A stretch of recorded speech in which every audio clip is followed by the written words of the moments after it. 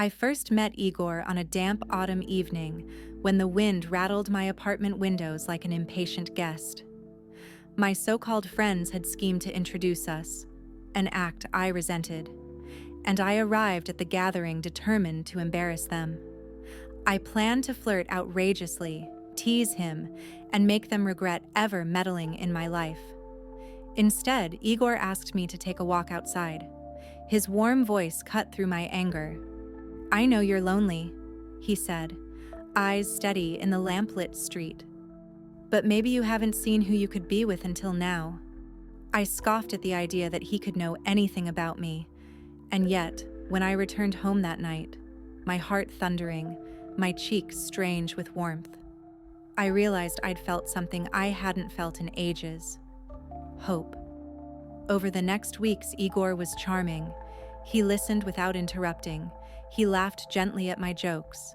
He watched me as if I were the only thing in the room that mattered. My mother saw it first. "He's kind," she said, smiling. "You should give him a chance." My friends grudgingly admitted that his manners at our dinners were impeccable, but then came the little things. A razor-sharp comment about how I shouldn't stay out too late with friends. "Don't forget whose wife you will be," even before we'd set a wedding date. A pointed question about why I'd spent money on myself instead of our future. The irritation masked as concern. At first, I laughed it off. He's traditional. He means well. But with every apology he offered, "I'm sorry, I just want what's best for you," I felt the air grow thinner around me. Months later, I moved into his cramped apartment. His expectation was that I would naturally blend in. My salary would cover groceries and his bills. My old friends would vanish behind closed doors. My dreams would shrink to fit his vision. But I told myself, this is love. This is partnership.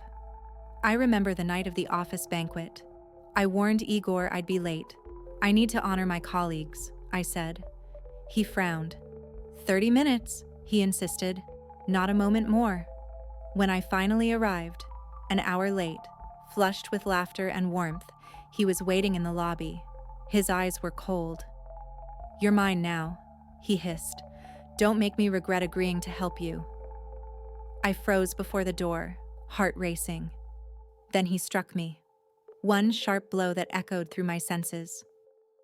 I tasted copper in my mouth and saw stars where the chandelier's light once warmed the room. The world spun, and for a moment I felt nothing. No fear, no shock, only an aching relief that my self-doubt had found a direction. I ran home and sat on the stoop until dawn, staring at my bruised cheek. I felt neither anger nor tears, only an odd calm I hadn't known since childhood. I realized I owed him nothing but goodbye. Leaving wasn't dramatic. I packed a single bag, left a note on his pillow, and unlocked the door with trembling hands. My mother answered with a gasp at the sight of my swollen face, but she wrapped me in her arms without a word. In that moment, I felt something I'd lost long ago: safety. Rebuilding took time. I learned to trust my own judgment. I reconnected with old friends who never judged me, only held me when I cried. I rediscovered my passions: painting, quiet runs at dawn, the comfort of a book by a crackling fireplace. Every day, I reminded myself, I am not a failure. I am not to blame. Now, when I look in the mirror, I see someone who survived, someone who refused to settle for a love that closes your world instead of opening it. I escaped a toxic relationship and found myself again, stronger, wiser, and ready to believe that true love never asks you to give yourself away.